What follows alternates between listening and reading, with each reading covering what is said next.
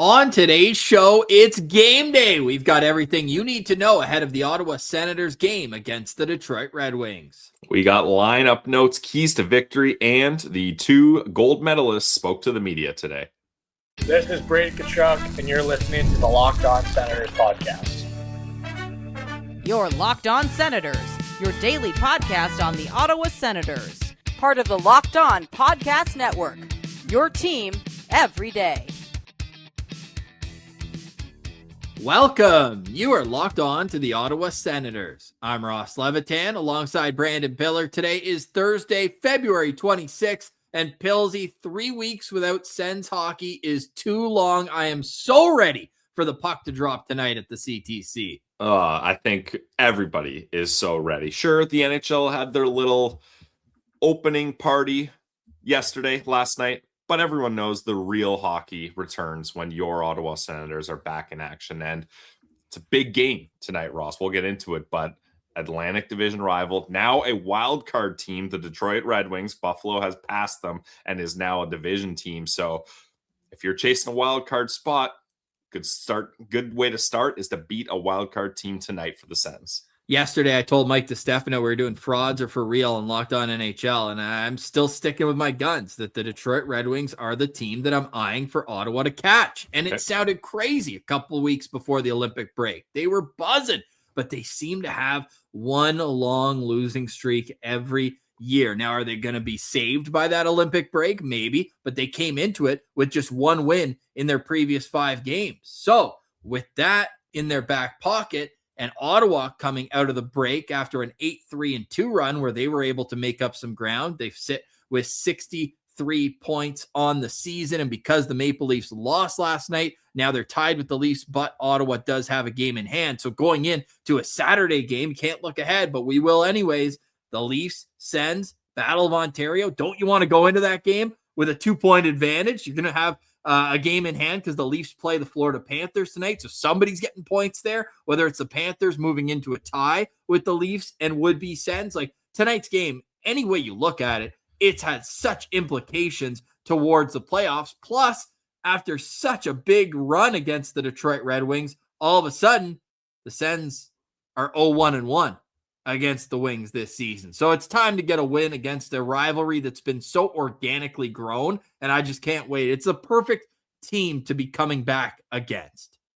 And it's interesting when you look at the Red Wings, Ross, because the last 3 trade deadlines, or at least the last 2, right around this time, about a week or 2 before, their general manager, Steve Yzerman, has looked and been like, I'm not pushing in. It's not time. I can't risk spending assets to get reinforcements for this team.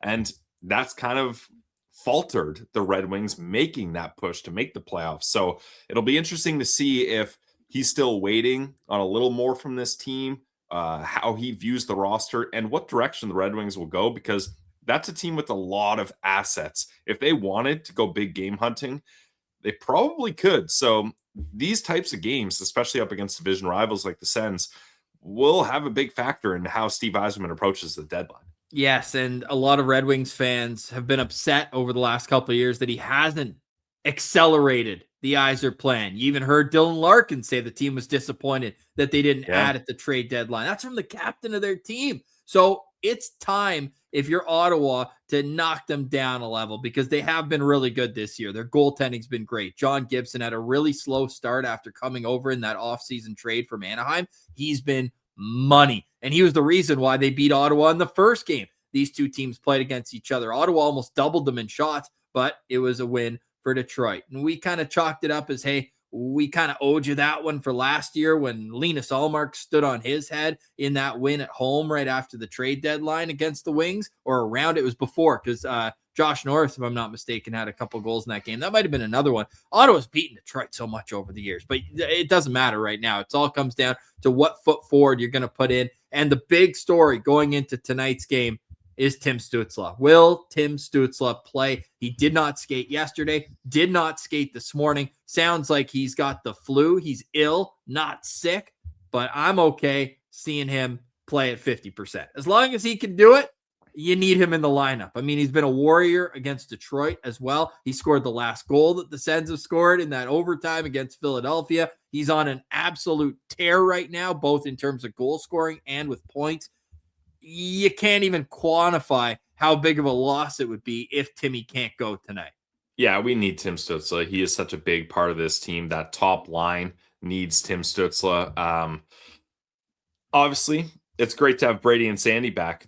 Those are two guys we were concerned, and we'll get into those guys throughout the episode. But they're confirmed, back, talk to the media. We're at practice today. But if Tim Stützle then doesn't play, oh, man, that would be like 2 steps forward, 1 step back kind of move there. We need all 3 of the lottery boys. They are the heart and soul of this team when it comes to the on-ice performance. So please let us have Timmy back. And hey, if you're Timmy, you just played alongside Moritz Seider. Now play up against him and light him up. Let's go. Yeah, we're going to see that all across the board tonight. Dylan Larkin expected to be back for the Detroit Red Wings, member of the United States national team. And of course, as you mentioned, a couple of the Germans going head-to-head in this one as well. We'll get to Detroit's lineup on the other side, but Simon Edvinsson had missed a number of games. He's expected to be back tonight. He's an absolute stud for them. So it's going to be all systems go, except for David Perron, who we know will not play in this game tonight, still recovering from that sports hernia. But I don't think it's going to be too long until we see him. The timeline showed that this is the very early end of it. Now, he hasn't been back on the ice, so wouldn't expect it yet, but maybe he does go on that road skate. Trip. Oh, Ross, okay, good. I didn't hear that. He did skate. I don't think with the team, but I think after practice, he was out there skating around.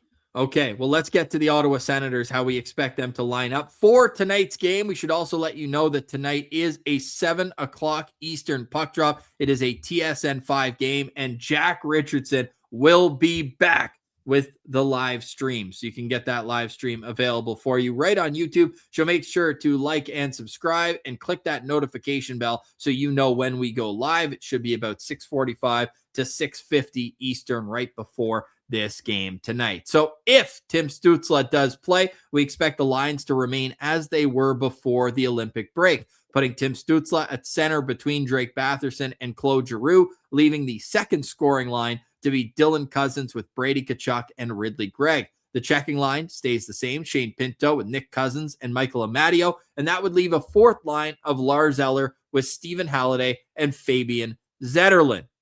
Jake Sanderson with Artem Zub, Thomas Chabot with Nick Jensen, Tyler Klevin with Jordan Spence, and we have confirmation that Linus Ullmark will start in goal, his third start in the last 60 days. Pilsy, what are you going to be expecting in the crease from Linus Ullmark? I expect a big game from Linus, and I'll go with him as my locked-on player for tonight. He's had a couple weeks off. He had the flu on that last game, so he wasn't able to play. And you mentioned how recently he's had a good game up against Detroit. Well, that's been his whole career up against the Detroit Red Wings, Ross. 13 games. Get this. A 9-2-2 record, a .934 save percentage, and a 2.13 goals against average. I mean, those are the elite Vezina type numbers that we've seen Linus Ullmark put up in the past. No better time to get back to that than right after the breakup against the division rival. I want him to... I actually want him to face a decent amount of shots. I know recently I talked about how the Sens are doing a good job suppressing shots, and the defensive structure has been really good, and they've had a handful of games letting teams shoot less than 20 shots. I wouldn't mind 25 plus shots. Get him in the game early, get him feeling it, and hopefully he can have a big performance. I want to see him steal this game. There's no reason why he can't be at his best right now. So for me, I got his jersey hanging up behind me. Let's see a big Linus Ullmark game tonight. Those numbers are outrageous that you just Insane. reference. His career numbers against the Detroit Red Wings. And Linus Ullmark has only faced more than 25 shots 10 times in 30 games this season. Only a third of the games. And in those games, he's been pretty successful. Maybe I'll move it up the threshold to 27, because in the game he had 26 shots. It was a 6-1 loss in Dallas. So that's not necessarily what we want to see tonight. But in the 9 games where he's faced 27 or more shots, he's been able to win 2, 4, 5 of them. He is 5-2-2 in the 9 games where he's faced 27 or more shots. So let's get Linus feeling good about himself, as he should. I don't know if he watches video, because the guy was adamant that he does not watch hockey in what was, I'll be honest, a peculiar media availability yesterday. You can go watch the whole thing in your entirety on YouTube. But if he does watch film of his games since he got back from his leave of absence, he was spectacular against the New Jersey Devils in his first game. And in the second, he didn't have to be anything great. He just had to be what we've been asking for. And that's a decent goalie with a 900 save percentage. And all you need is that to get victory. So good call there with Linus Ullmark being your locked on player. Part of me wants to go with the gold medalists, but I'll just put them in a basket by themselves. We're obviously going to be curious to see how the whirlwind of their last 72 hours is going to affect them on the ice. If it's any indication what we saw last night, it's that there's not going to be any indication. Jack Hughes had an awful giveaway coming out of his own zone, and guess who put it in the back of the net? It was a great pass from Tage Thompson, who stripped him. So Thompson had an unbelievable game for Buffalo last night, and Jack Hughes had a game that he probably wants to forget for the New Jersey Devils. So there's no indicator based on what we saw last night that will show how these guys are going to put themselves back in the lineup. So I'm going to leave them to the side, and I'm going to go with the guy highlighted on YouTube, Dylan Cousins. If Dylan Cousins can continue performing at a 60-plus point pace for the rest of this season and have points come to him on the even strength side of things, as well as the power play, I think Ottawa is going to have a very good chance of success. Dylan Cousins has scored big goals against Detroit. I think he was the guy actually that scored against them last season late to get that win in the game that they had no business winning. He is such an X factor on this team. So Dylan Cousins will be my locked on player to watch tonight. That's a good one, Ross, especially if Tim Stützle is not playing. We hope he's playing, or not playing at 100%. Dylan Cousins is effectively your top center. And you mentioned how he plays up against Detroit. I got his stats here. 19 games, 9 goals, 6 assists, 15 points. Nice. And his 9 goals up against the Wings, the most goals he scored up against any team in his career. So let's get that up to a nice even 10 goals, Ross. You know I love illustrious milestones like that. And just so we know, it's not a game time decision that we're unsure of. Travis Green said he's hopeful that Tim Stützle will play tonight. I mean, hey, Travis, aren't we all, right? Yeah. If he doesn't play, though, these were the lines from the morning skate. It was Lars Eller centering Drake Batherson and Claude Giroux. That moves Halliday to center on the fourth line, and Curtis McDermott skating in that spot. I have to believe, and based on how little they've used Curtis McDermott of late, that if there was any thought that Tim Stützle wouldn't play tonight, wouldn't you have kept Tyler Boucher or Arthur Kaliev, those guys that got the practices in earlier during the break? Wouldn't you have kept one of those guys up? Yeah, and if there was more serious, I agree with you there, Ross. And if there was more serious concern that Timmy wasn't going to play, I think we would have seen Ridley Gregg shift to center and probably Cousins move up, or Pinto take Stützle's spot at the top line center and have it shifted that way. So all these signs point towards Tim Stützle playing, maybe not at 100%, but man, I'll take 50% of Tim Stützle, like you said, any day of the week. If it's Cope, well, I hope it's not. Let's hope that Tim Stützle is in the lineup. You, me, Travis, and every other Senators fan out there for tonight's game at 7 o'clock against the Detroit Red Wings. Let's look at the opponent next, and we'll wrap up today's show with our thoughts on the media availabilities today from Brady Tkachuk and Jake Sanderson. Brady spoke for 13 minutes to a host of reporters, news, sports, guys who are in and out, and guys who really just show up every once in a while to ask questions. So there was a lot to get into there, and Jake Sanderson spoke for 9 minutes as well. Those conversations are next. You're listening to Locked On Senators, your team every day. Today's episode is brought to you by our friends over at FanDuel. Have you ever wanted to experience the NBA Finals live and in person? FanDuel is giving you the chance to turn that dream into reality with their NBA sweepstakes. Here's how it works. Use your profit boost on any NBA future, and you'll be automatically entered for a shot to win an NBA Finals trip for 2. That's right, flights, tickets, the whole experience. So if you're already looking at the board and thinking about which team can make a deep run, this is the perfect time to lock in. I love betting futures this time of year, whether it's picking a team to win the championship or grab a conference title. It's going to add that extra layer of excitement to every game down the stretch. And now, not only can your pick win, but can also send you to the NBA Finals. And don't forget, hockey is back tonight. Your Ottawa Senators are the favorites up against the Detroit Red Wings with a -152 on the money line and the over-under set at 5.5. So visit FanDuel.com to get started. Use your profit boost on an NBA future and get entered for your chance to win a trip to the NBA Finals. Play your game with FanDuel, the official sports betting partner of the NBA.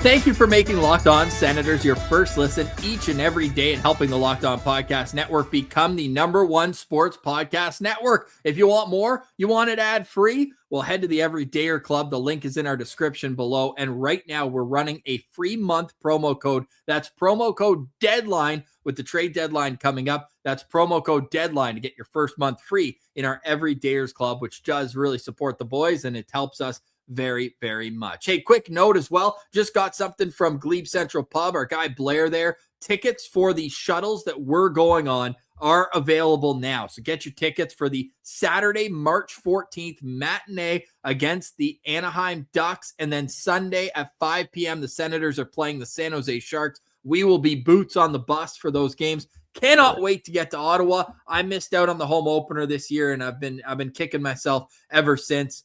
Our record is phenomenal together, and we really need to get those wins. It's a 1:00 game, and Blair said that we might do a little breakfast promo there. So we're gonna be at the GCP right when they open at 10 a.m.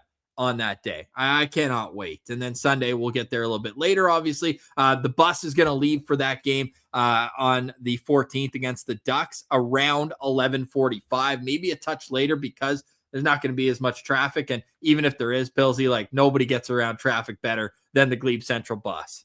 Yeah, I'm excited for that. Brunch, maybe a Caesar before the game, get on the bus, watch the Sens win. And then next day, Ross, last time you and I watched the Ottawa Senators play the San Jose Sharks in Ottawa, they got the win.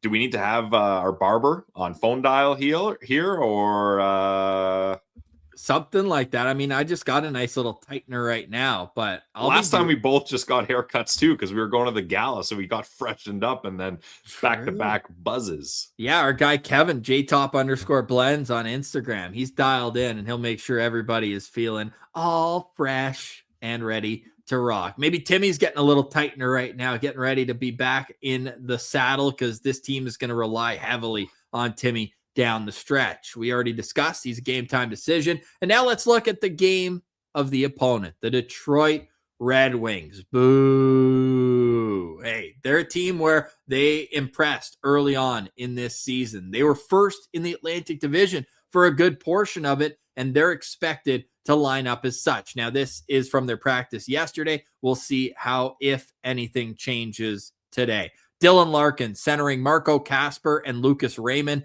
The second line is Andrew Kopp between Alex DeBrincat and Patrick Kane.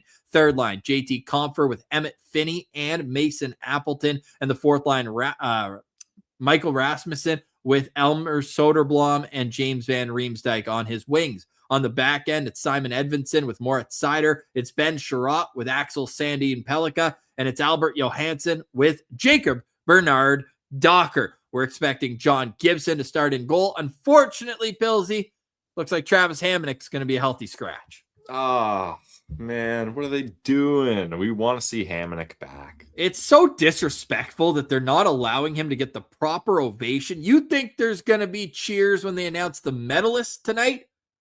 Well, it would have paled in comparison to the welcome back Travis Hamonic video. Hamonic's got 2 assists. He's -10 in 25 games this season for the Detroit Red Wings. Always like looking at shots on goal, 19, shot attempts 40 for him. So yes, he's doing his thing. He's still ripping 40 shot attempts in 25 games playing on the third pair. This guy is a one-man superstar. He's so funny to watch. Hey, all due respect to Travis Hamonic there. But look, if I'm doing my locked on player, like let's put a little respect on a guy who wasn't on this American Olympic team, but is the best American player of all time, Patrick Kane.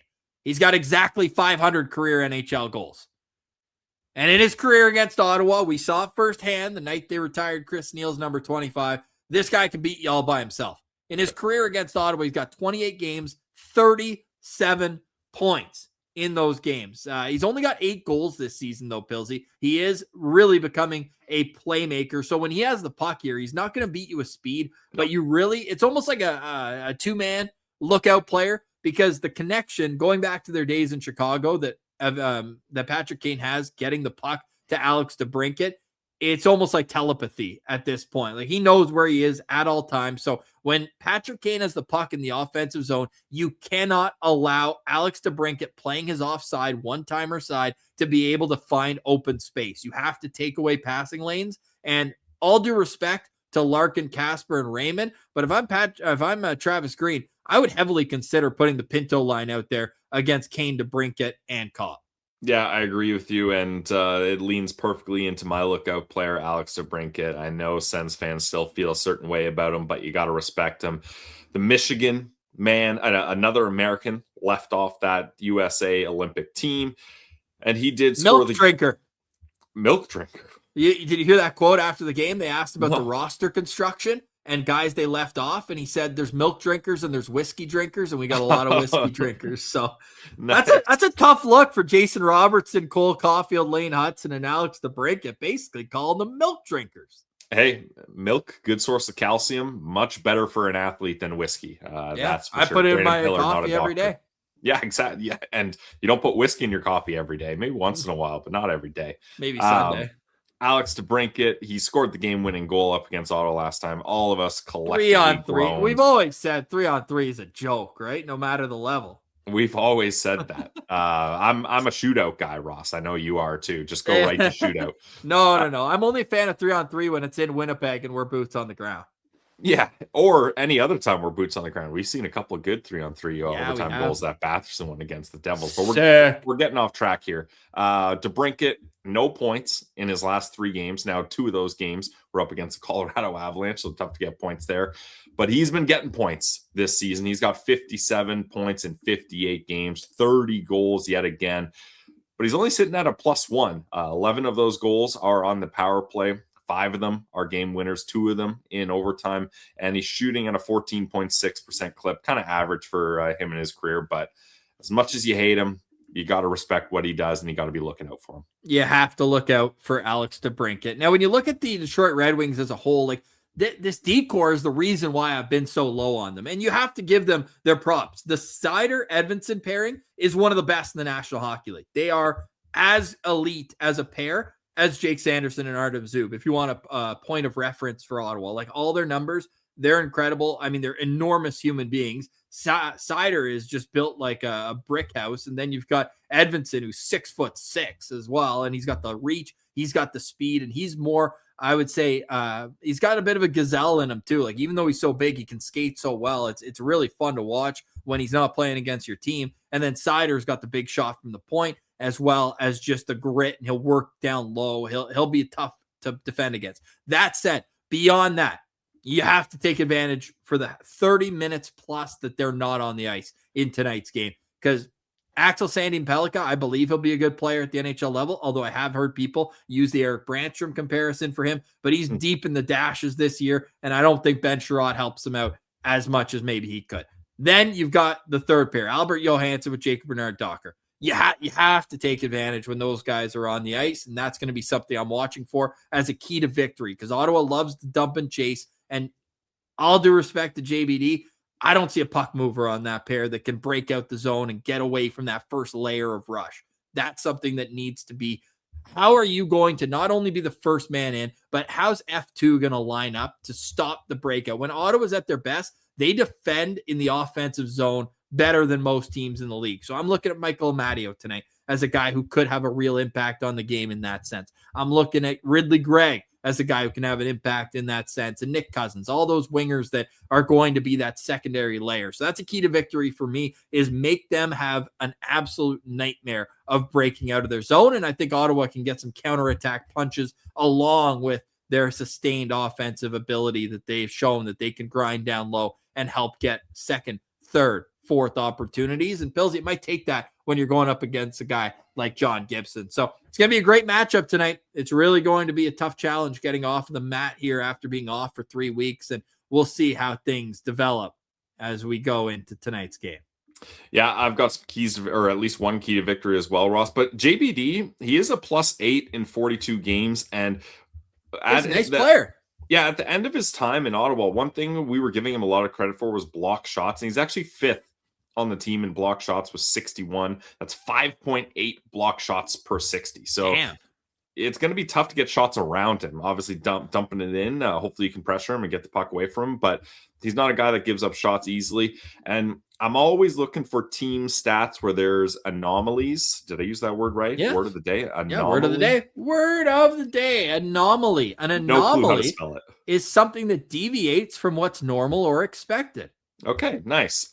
So the Detroit Red Wings, pretty decent team this year so far. Where would you guess they stand on 5-on-5 goals for in the league ranked? Top 10. Nope, not even close, Ross. They are 27th in the league. Not top 10. On 5-on-5 goals with 99, only 10 more than the dead last team, the New Jersey Devils. And then when you start thinking about the Sens, you're like, oh man, they're struggling 5-on-5. They're actually 11th with 127 goals, 5-on-5. So we know that Detroit power play is elite. It's actually one spot behind the Ottawa Senators in the power play percentage. Tied though. Ottawa's just played a less game. Yeah, so that's where that is. So both those teams with the man advantage, they can get it done. I want to see these guys get it done 5-on-5. Keep that defensive structure and then be able to score on your own terms and play this game the way the Sens play. Dump and chase hockey, being aggressive on the forecheck, things like that. So I think that's where this game's going to be won and lost, is the 5-on-5 battle. And we'll get into it a little more on the other side and our thoughts on Brady Tkachuk and Jake Sanderson's media availabilities. You're listening to Locked On Senators. It's your team every day. Today's episode is brought to you by our friends over at Indeed. Workplace chaos, deadlines stacking up, inboxes overflowing, and the one possession you have to fill still sitting open. When the pressure's on and you need the right hire, this is a job for sponsored jobs. Indeed, sponsored jobs helps you reach the people who actually fit what you're looking for. Skills, experience, location. So you're not just hoping the right candidate stumbles up across your post. And here's a stat. In the time I've been talking to you, companies like yours have made 27 hires on Indeed, according to Indeed data worldwide. So if you're hiring, spend less time searching and more time interviewing candidates who actually check all your boxes with Indeed sponsored jobs. Less time searching, more time interviewing, less stress, less time, more results. When you need the right person to cut through the chaos, this is a job for Indeed sponsored jobs. And listeners of this show will get a $75 sponsored job credit to help get your job the premium status it deserves at Indeed.com/podcast. Just go to Indeed.com/podcast right now and support our show by saying you heard about Indeed on the Locked On Senators podcast. Indeed.com/podcast. Terms and conditions apply. Need to hire? This is a job for Indeed sponsored jobs.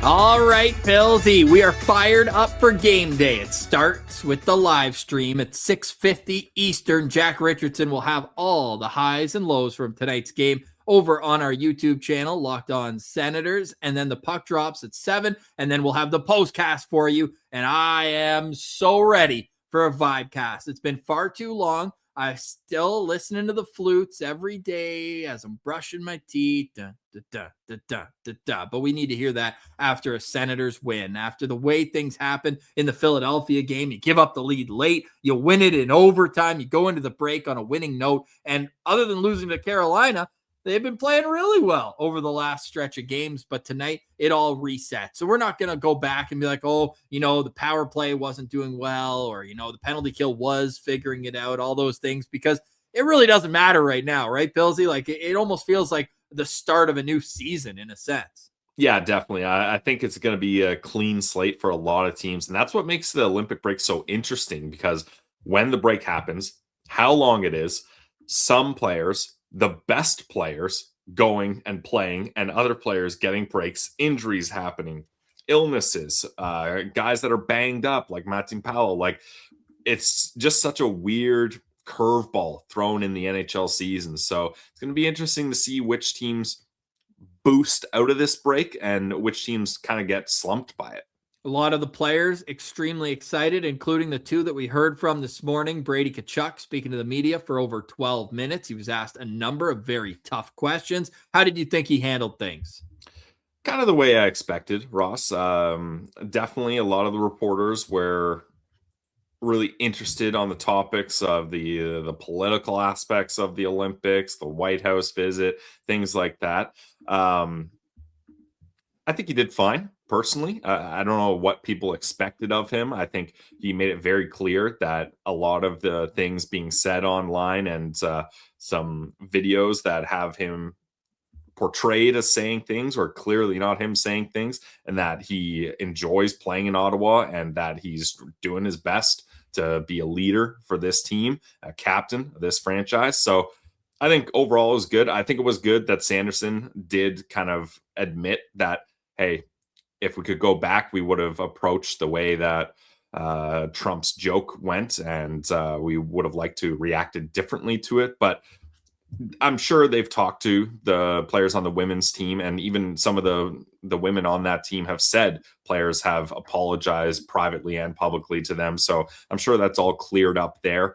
And I think overall it went the way I expected. And I think hopefully now everyone can move on from focusing on this and get back to Sens hockey. Yeah, and if you look at the way that Brady Tkachuk was asked questions, like I think that he acknowledged every question that the fans who were critical of the way the celebration went wanted to hear from. Why'd you go to the White House? Do you understand why Canadians are not happy with Americans right now? Do you understand why the portrayal on social media of a White House official account AI dubbing Brady Tkachuk to say derogatory things about Canada? What are your thoughts on that? He said, quote, "I do not like that video." He also went on to say that he would obviously never say anything like that. Yeah. And it's ridiculous. And do I like the fact that the U.S. government has kind of used these guys as pawns to say things like that video? No, of course not. But at the end of the day, I think Jake Sanderson summed up what the truth of the matter is, whether people like it or not.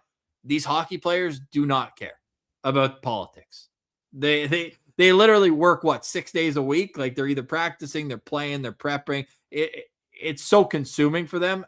And not only that, I just don't think they care. So if you're still mad after hearing from them, you were going to be mad either way. And I'm not saying you're right or wrong for feeling that way. I'm just saying that the questions that you wanted asked were asked, and they gave thoughtful answers. At no point did it feel like either of them were blowing off the reporters or saying that their questions weren't valid. It's just they stood. You say, if you're going to do something, take the heat for it. The questions, I think, were coming from a number of reporters, whether it's sports reporters, news reporters. Everybody wanted the quote, and they stood in there. Like, I think that the 12-minute Brady Tkachuk interview is the longest interview done by a Sens player during the season, especially on game days. So he stood in there and took it. And I think that the most important thing coming out of that was both players extremely motivated, excited, and ready to go out there, put on the Senators uniform, and be big parts of this team down the stretch. Yeah, definitely. And that's what we need from them. That's what they're paid to do. You're not going to agree with everyone's political opinions and decisions, but these guys are hockey players. They just want to get back to playing hockey, and the NHL season is back. There's big, important games on the line, like one tonight. So I'm hoping the best from both Jake Sanderson and Brady Tkachuk tonight. And Jake seemed energized. Like, for a guy that went through what he went through, his voice was a little raspy, but yeah, he hit us with the almost word of the day. I'm a little congested. Yeah. So I think he's ready. He's excited. I think winning this gold medal is going to fuel these guys to want more. Like, when you get that high, you're chasing that high. They don't want to win a gold medal, the ultimate achievement, best on best, and then not even make playoffs and have an opportunity to bring that competitive fire to a meaningful postseason, or at the very least a meaningful postseason push. So I think we're going to see the best from these two guys, and I'm very glad that they were back at practice, spoke to the media, and are going to play tonight. We also heard on social media a lot of noise, obviously, there. And we wanted to kind of put it to a question because some people said, boo these guys. And that, I think, would probably be the most conservative of things that were being said. Other people are saying, trade them.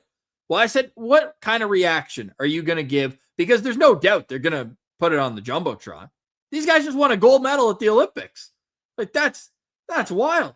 So what is your reaction? And let us know in the comments because I'm curious to hear what the listeners and viewers of the show are thinking on YouTube as well. But we put it out on social media. How will you react when the Sens pay tribute on the Jumbotron to Brady Tkachuk and Jake Sanderson for their gold medal performance at the Olympics? Over 1,600 votes so far. You can still have your say. I put it on until the start of the game tonight. And 6.8% say they're going to boo.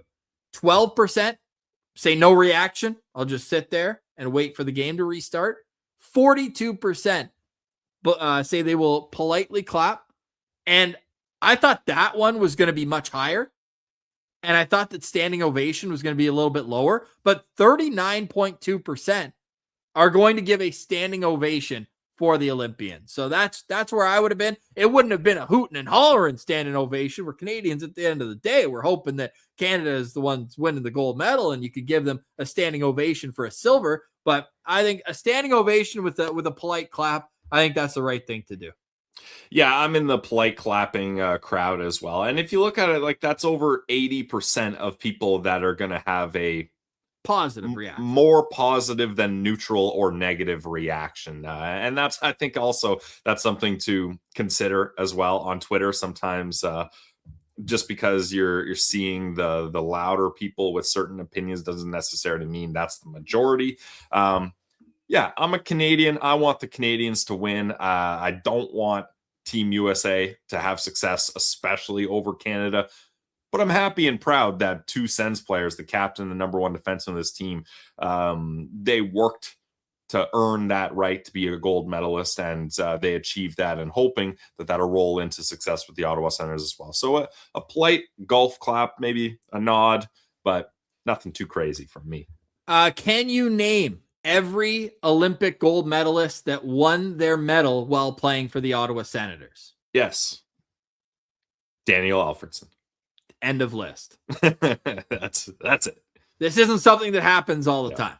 So I think that you need to put in that perspective that it's only happened once.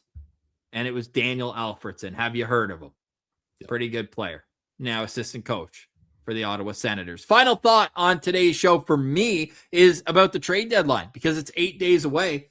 And yesterday, a right shot defenseman was healthy scratched for roster management purposes. That player is Tyler Myers with the Vancouver Canucks. And I know what people are thinking. Those who know online, one of his nicknames is the Chaos Giraffe because he's 6'8". He's an enormous human being, but sometimes things get chaotic when he's on the ice. This is a guy that won the Calder Trophy way back in like 2010. He's had a long career, but this is not the guy the Ottawa Senators need to get. And I was in a bit of a panic. I quote you, I said, oh no, I don't think he would help the Ottawa Senators right now. But then I realized this is a guy that was born in Texas, grew up in Calgary, and then played junior in Kelowna. And then, even though he did have a brief stint in Buffalo, has been on the West Coast for quite some time. He has a no-move clause, and there is no chance that he's going to waive it to come to Ottawa at this stage in his career. I think he is a guy that's looking to go to a no-doubt Stanley Cup contender if he's going to move. He's also signed next year as well. So this is a guy where that term makes you think Ottawa might be interested. They usually look for guys. It's just one more year, though. Right. Yeah. This would be reminiscent of trading for Travis Hamonic. And there's a great reply. I wish I had credit to it, but someone replied to my tweet and said, do you think we'll give them a third because we don't have a fourth? Yeah, I'm not as down on Tyler Meyer as you are, Ross. I think he could be a useful player. I mean, that size, that reach. I don't think he's as bad as maybe people think he are. I was looking into his advanced analytics. I think he's still got some speed and playing with the Vancouver Canucks. I mean, everyone's not looking that good there. It would be a low cost. Probably not much to acquire him. Only got one more year at $3 million. But where I stand is if you're going to make I don't want to call it a lateral move. I'll call it a minor move like that.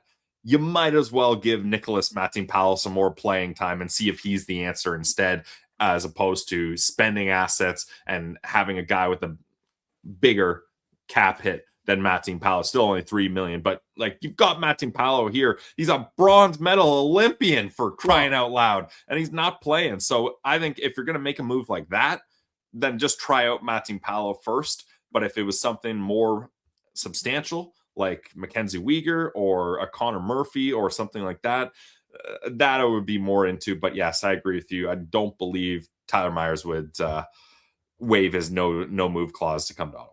Tyler Myers has 1 goal this season in 57 games. Nicholas Matin-Powell had 1 goal in the Olympics. Yeah, I mean, you're not looking for him for goal scoring. He's going to play more of... a few years ago, he used to put up, I mean, as a rookie, put up double digits, but he's always in that 9 to 11 range up until the last few seasons. He did have 6 last year, but no, this is not the fit, and I don't think Sens fans have to go much further than that, because the no-move clause really just takes out Ottawa as an option. But I jokingly put out today on Twitter that Steve Staios is studying the market, and he could get a forward, a defenseman, or a goalie. Really, we have no clue. Let's wait and see what Steve Staios does. And I wonder how much Steve Staios is waiting to see what his team does. Yep. The quote from earlier where he said, this team will contend when they're ready to contend. These next 2 games, like, let's not even look ahead to the road trip. Let's look at these next 2 games. Detroit at home. Toronto on the road. Where are you going to be in the standings after these 2 games? I think that we're at the point of the season where 3 to 5 game segments can flip your whole season up or down. Especially up against other Eastern and more specifically Atlantic Division teams. Like, these are huge points on the line, especially if you win in regulations or lose in regulations. So, yeah, it's going to be fascinating moving forward here. Pelsey, final thoughts on today's show? Final thoughts for me is I'm so excited Sens hockey is back, Ross. Yep. I enjoyed my break. I got to go get some sun. I unplugged from hockey for a little bit. I enjoyed watching the Olympics, although it was devastating the way it ended. And I'm ready to get back to NHL hockey. I'm ready for a playoff push. Sens just 6 points out of a playoff spot. Lots of big games coming up. I miss doing the postcast. I miss doing the live stream. I miss doing game day previews. So we're back. I'm fired up. Go Sens, go. Oh, you missed the postcast, so we'll see you tonight? I've got my own beer league tonight, so I can't. Okay.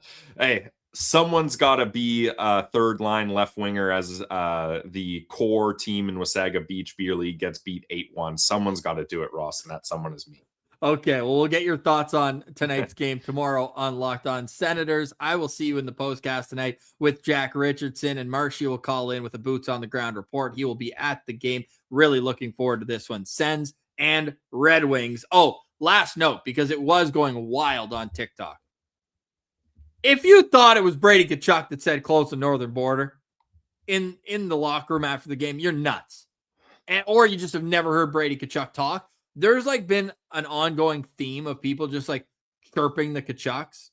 And you get it. They're obviously hated by 30 teams in the National Hockey League, the teams that they don't play for. That is, like, if you think that he would say that, and if you think that was his voice, I mean, I can't help you on that one. You can have your issue with all the things that the team did and all that. But the fact that Brady's getting singled out as the guy who said that, I just think that's where lunacy comes into the table here. So just wanted to make it clear, because it was like millions of views on these TikToks of people saying that it was Brady Tkachuk. And he squashed that today and was adamant. Like, come on.